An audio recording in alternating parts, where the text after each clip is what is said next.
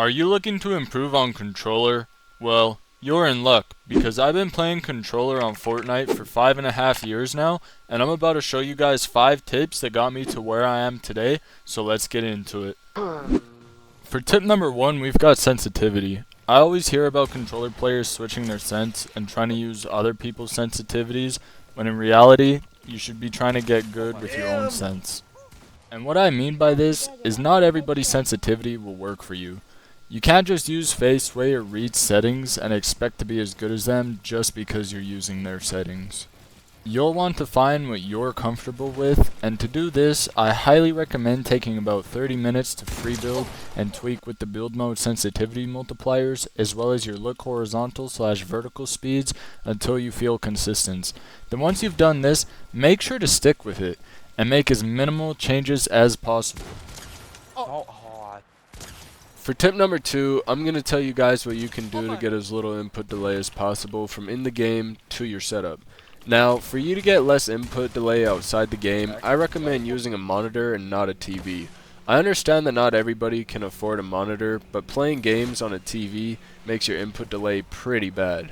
Another thing you can do is hardwire your controller to your console or your PC instead of connecting it via a Bluetooth, because it will give you a more direct, better connection to your system. Also, using an Ethernet is probably the best thing you can do to significantly reduce lag and any kind of delay. Now, for your in-game settings, make sure your controller binding preset is set to either Xbox One or generic.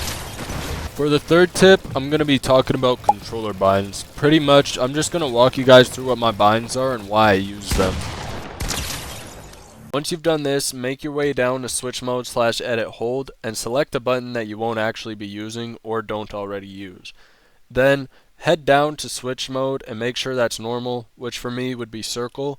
And after that, go down to where it says edit building and put this as your normal edit bind, then select apply. These 2 steps will drastically lower your input delay, and you should notice it instantly. For the third tip, I'm going to be talking about controller binds. Pretty much, I'm just going to walk you guys through what my binds are and why I use them. For my controller binds, it's all pretty basic. For sprint, I like to keep my thumbs moving on the joysticks and just move my pointer finger down to the left arrow really quick to start sprinting. This way, I don't have to move my thumbs off the sticks, if that makes sense. For this, it's all just basic. Then we got the switch mode/edit hold right on D-pad, which I did already explain to you guys. These are also set as basic. I'm pretty sure it's all just Builder Pro, if I'm not mistaken.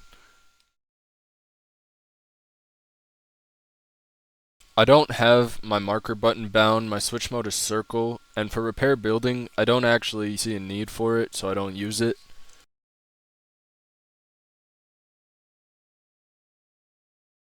I select my edits with R2, and my confirm is circle, even though I don't actually use it because I do have edit on release on. But for my resets, which is L1, I think left bumper, I actually do confirm my resets, which I will be showing you guys right here.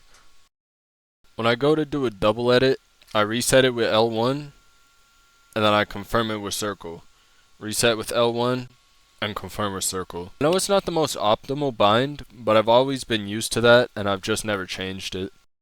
Now, for the rest of my edit binds, I'm pretty sure this is all just basic Builder Pro. There's nothing really different other than the edit building, obviously. Left stick, even though it says right on D-pad here. Again, already explained it to you guys, but that pretty much closes this for controller binds, and yeah, let's get into the next tip. For tip number 4, you're going to want to have auto confirm edit set to both, as this will allow you to reset and edit instantly, making you faster and more consistent. For the 5th and final tip of this video, if you're non-claw and no paddles like myself, I highly recommend making your edit bind left stick so that you can press it without having to take your thumbs off the thumbsticks, which will overall make your gameplay look more smooth, and you will hit way more edits with this. If you made it this far into the video, comment Fortnite in the comment section so I know you made it this far. With that being said, I hope you guys enjoyed the video and found these tips useful. I'll catch you guys in the next one. Peace.